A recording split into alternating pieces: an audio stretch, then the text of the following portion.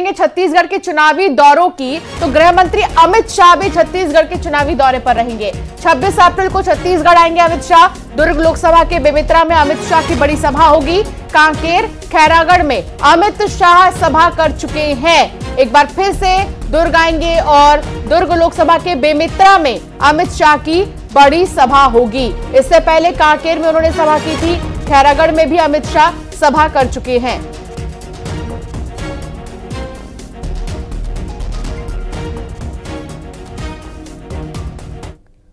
और अब खबर रायपुर से आ रही है। शराब घोटाला मामले से जुड़ी बड़ी खबर। आरोपी अनिल टुटेजा की आज कोर्ट में पेशी होगी।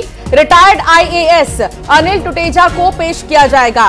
पीएमएलए कोर्ट में पेश कर रिमांड पर लेने के लिए आवेदन किया जाएगा। जेएमएफसी डीजे कोर्ट ने रिमांड में रखने का आदेश जारी किया था। तो डिस्ट्रिक्ट मजिस्ट्रेट की तरफ से भी जो है जानकारियां साझा की गई थी इससे पहले ही कि क्या कुछ कार्रवाई की जा रही है। उससे पहले जो कोशिश है वो अनिल टुटेजा की थी कि वो जल्दी से जल्दी बाहर आ जाएं, उनसे पूछताछ ना हो, लेकिन ऐसा नहीं हो पाया। उन्हें गिरफ्तार किया गया, उनसे पूछताछ का सिलसिला और आज पेशी होगी। आकाश शुक्ला संवाददाता साथ जुड़ गए हैं। आकाश, क्या जानकारी मिल रही है? आज पेशी होगी कोर्ट में अनिल टुटेजा के लिए आज का दिन बेहद खास है।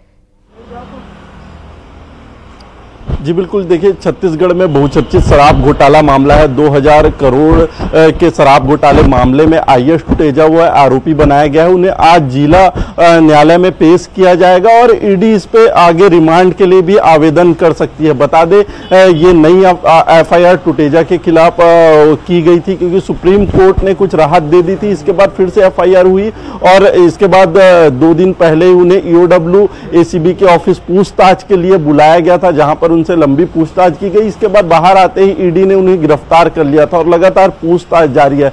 देखना होगा कि आज फैसला कोर्ट में क्या होता है। जी बहुत शुक्रिया आकाश जानकारी साझा करने के लिए। तो कोर्ट का क्या फैसला होगा इसके लिए अभी इंतजार करना बाकी है, क्योंकि आज अनिल टुटेजा जो है वो पेश होंगे कोर्ट के सामने। आगे बढ़ेंगे क्योंकि लगातार चुनाव से जुड़ी खबर आप तक हम पहुंचा रहे हैं। कहां पर क्या हलचल है, किसके दौरे हैं। इस बीच जशपुर से खबर जो आई है सामने वो जंगलों में लगी आग की आई है। आग बुझाने में लगातार वन विभाग जुटा हुआ है। पिछले कई दिनों से जंगल में आग लगने की घटनाएं सामने आ रही हैं। कांटाबेल डंडगांव के जंगलों में आग लग गई है। मनौरा वन परिक्षेत्र का मामला बताया जा रहा है जहां पर आग लगी है, लेकिन इन सब के बीच लगातार आग बुझाने का प्रयास वन विभाग की तरफ से वन अमला इस पर नजर बनाए हुए है और कोशिश भी की जा रही है कि आग को बुझा लिया जाए।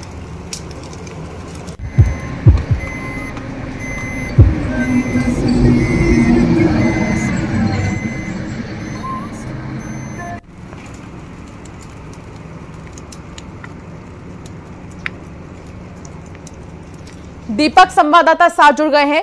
दीपक, लगातार जंगलों में आग लगने की घटनाएं सामने आ रही हैं, लेकिन इस पर लगाम लगाने के लिए क्या कोई कदम उठाए जा रहे हैं? जी मैं आपको बताऊं कि जशपुर जिले में जो है लगातार जंगलों में आग लगने की घटनाएं तेज हो चुकी हैं। गर्मी का मौसम है और अभी महुए का सीजन है और जो ग्रामीण है वो महुए के लालच में जंगलों में आग करते हैं। विभाग ने आग बुझाने में नाकाम दिख रहा है क्योंकि लगातार पिछले 4 दिनों से जिले के विभिन्न जंगल जो है उन्हें आग लगी हुई है। ठीक है, वन है वो खुद जाकर जंगलों में आग लगाने लेकिन जो है आग अभी तक बुझ नहीं पाई है। और थोड़ी बहुत बारिश हुई थी तो कुछ इलाकों में आग उस वजह से बुझ गई है कि बारिश हुई, लेकिन वन विभाग के चलिए बहुत शुक्रिया दीपक जानकारी साझा करने के लिए। और अब बात दुर्ग की करेंगे जहां बीजेपी नेता की आत्महत्या का मामला सामने आया। फांसी लगाकर शिव कुमार वर्मा ने जान दे दी है। शिव कुमार भाजियों अहिवारा मंडल के महामंत्री थे। मृतक के कमरे से एक सुसाइड नोट भी मिला है। खुद को मौत का जिम्मेदार बताया। घटना की जांच पुलिस कर रही है।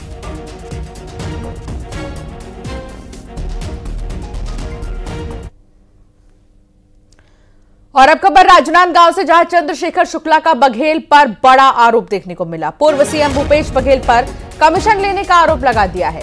बघेल के कार्यकाल में करोड़ों का घोटाला है। अनिल टुटेजा ने उद्योगपतियों का जलकर माफ किया, ये भी उन्होंने कहा। चंद्रशेखर शुक्ला का भूपेश बघेल पर निशाना, उन्होंने कहा भूपेश बघेल के लिए कि भूपेश बघेल के कार्यकाल में करोड़ों का घोटाला हुआ है। इतना ही नहीं, अनिल टुटेजा पूर्व IAS जिनको शराब घोटाले में पकड़ा गया, गिरफ्तार किया गया, आज उनकी पेशी भी है, उनको लेकर भी चंद्रशेखर शुक्ला ने कहा कि उद्योगपतियों का जलकर माफ किया गया। टुटेजा के ऊपर अभी अबकारी मामले में जांच चल रही है। जो घोटाले की बात आ रही है उससे कई गुना बड़ा है, क्योंकि इसमें जो घोटाले हुए हैं वो अबकारी विभाग के अपने ऊँट के मुंह में जीरा के समान। जिस प्रकार से प्रदेश के गरीब जनता को जो हक मिलना चाहिए था, जो मामले न्यायालय में लंबित थे, जिसको उद्योग विभाग रिव्यू पुनरीक्षण नहीं कर सकता था, आउट ऑफ वे जाके 10 साल पुराने प्रकरण को इन्होंने रिव्यू किया, पुनरीक्षण किया, जो उनके क्षेत्राधिकार में नहीं आता था, और बाद में उनको लाभान्वित करते हुए माफ किया उद्योगपतियों की इलेक्ट्रिसिटी ड्यूटी और जल कर। और ये थोड़े बड़ी राशि नहीं, हजारों करोड़ की राशि, जिसमें स्पष्ट रूप से माननीय मुख्यमंत्री तत्कालीन भूपेश बघेल को भी कमीशन मिला। और अब बात करेंगे दूसरे चरण के प्रचार के लिए। तो दूसरे चरण के प्रचार का आज आखिरी दिन है, शाम से ही प्रचार थम जाएगा। प्रचार का शोर शाम में ही थम जाएगा दूसरे चरण के लिए। इतना ही नहीं, दूसरे चरण में देश के 13 राज्यों के 89 सीटों पर मतदान होना है। छत्तीसगढ़ के 3 सीटों पर मतदान होना है और 26 अप्रैल को दूसरे चरण में वोटिंग होगी। कौन कहां से चुनाव लड़ेगा ये भी बता देते हैं। राजनांदगांव में भूपेश बघेल और संतोष पांडे के बीच मुकाबला होगा। महासमुंद में रूप कुमारी चौधरी और ताम्रध्वज साहू के बीच मुकाबला होगा और कांकेर में भोजराज नाग और बीरेश ठाकुर के बीच मुकाबला होगा। बीते ही दिनों में आपने कांकेर से लेकर महासमुंद में कई बड़े दिग्गज नेताओं को देखा होगा। राजनांदगांव में भी चुनावी प्रचार जोर शोर से दिखाई दिया था और अब इसका जो शोर है वो शाम को थम जाएगा।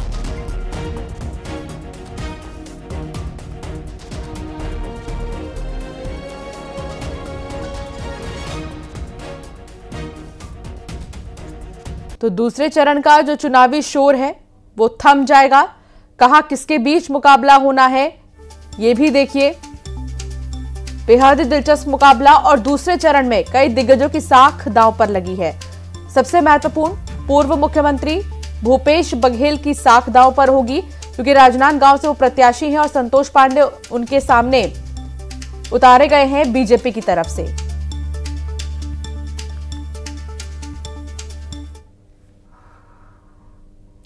तो कांकेर में मतदान के लिए तैयारियां पूरी हो गई हैं। 9 मतदान दलों को हेलीकॉप्टर से भेजा गया है और बचे मतदान कर्मियों को कल भेज दिया जाएगा। दूसरे चरण में 26 अप्रैल को मतदान होना है।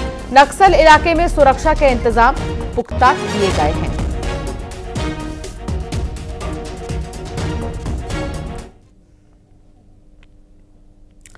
और अब बात बीजापुर की। बचपन में जब आसमान में गड़गड़ाहट की आवाज सुनाई देती थी तो शायद हम में से कोई छत पर भागता था और ये देखता था कि हेलीकॉप्टर कहां है। हवाई जहाज और हेलीकॉप्टर जैसे खिलौनों से भी बच्चे बहुत खेलते हैं, उनकी उत्सुकता होती है उसके बारे में जानने की। हालांकि आज के दौर में हवाई सफर को बड़ी बात नहीं मान रहा कोई, फिर भी कुछ ऐसे क्षेत्र हैं जहां के बच्चे आज भी हेलीकॉप्टर और जहाज पर ना ही बैठे हैं और ना कभी देखा है। आज बच्चे और हेलीकॉप्टर से जुड़ी एक ऐसी ही खबर नक्सल प्रभावित क्षेत्र बीजापुर से आई है, जहां स्कूली बच्चों को एयरफोर्स की तरफ से हेलीकॉप्टर दिखाया गया, उसके बारे में बारीकी से बताया गया। हेलीकॉप्टर कैसे लैंडिंग करता है, कैसे चलता है, एक एक जानकारी दी गई। इस दौरान बच्चे काफी उत्सुक और खुश नजर आए। रखते नहीं है, पता क्यों? अभी क्या है कि 40 लोग बैठे हुए हैं और पायलट भी बैठे। बैंगलोर में कंपनी का नाम है हिंदुस्तान एरोनॉटिक्स लिमिटेड बैंगलोर। मैंने सर से क्वेश्चन किया, बहुत ही अच्छे तरीके से बताया, बहुत सारे क्वेश्चन के आंसर दिए, जैसे इसमें पेट्रोल डालते हैं या डीजल डालते हैं, ये सब वो भी बताया। आज मुझे हेलीकॉप्टर देख के बहुत खुशी हुआ, जो कि हम बचपन में सोचे भी नहीं थे कि हेलीकॉप्टर में कभी देख सकते हैं, पर इतने अच्छा सुविधा है कि हेलीकॉप्टर दिखाया जा रहा है।